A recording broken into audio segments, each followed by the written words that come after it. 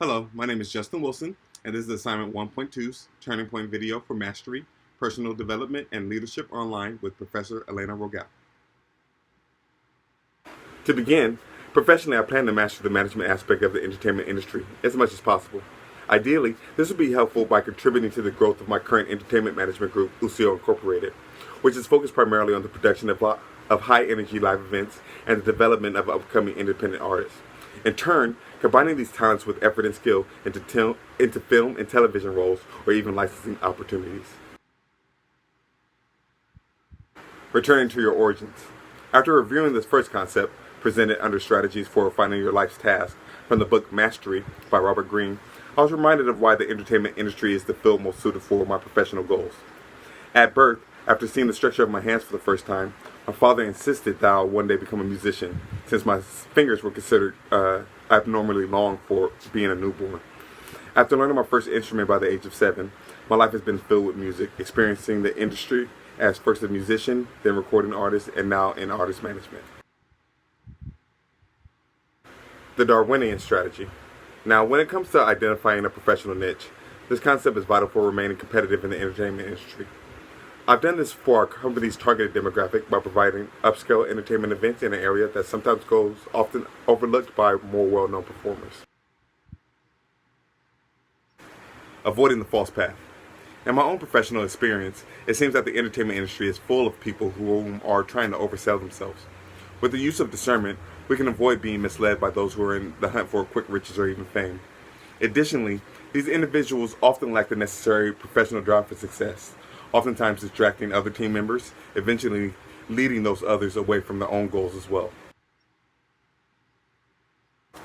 Now, letting go of the past, or the adaptation strategy, is when we have these negative experiences, we must also learn not to let these distractions sway us away from our intended career paths. Although mistakes can lead to lessons learned, we must also not reject any future opportunities. Also keeping in mind that failure oftentimes leads to successful innovations. Finding your way back is essentially a life and death strategy.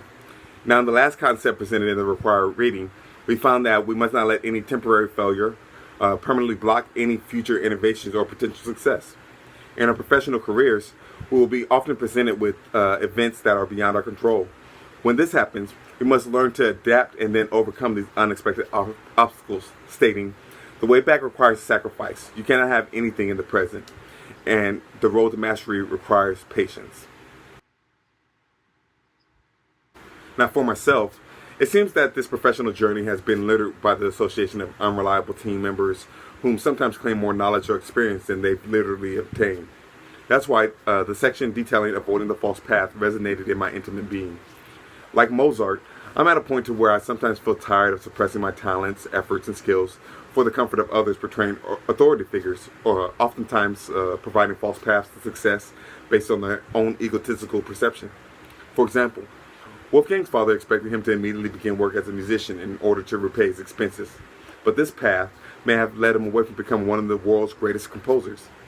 Similarly, I often work as a freelance musician, but am happiest when in a position to help others progress their own talents, eventually providing a sustainable source of income for themselves and their associated staff. Now, although I still love performing, I now prefer more creative positions, such as production manager or owning my own mid-sized entertainment venue. In this aspect, it would be much easier to develop younger talent while consistently building a network of more experienced mentorship. In order to put these goals into effect, I have a few ideas that could begin immediately. Firstly, I'm currently building a local network of industry professionals.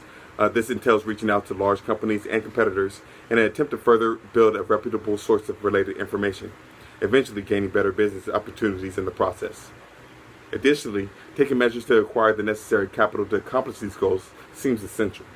Granted, we can't build enough capital for a business loan overnight, but we can surely research the necessary criteria for approval. Now, this concludes my presentation, and I thank you for your time.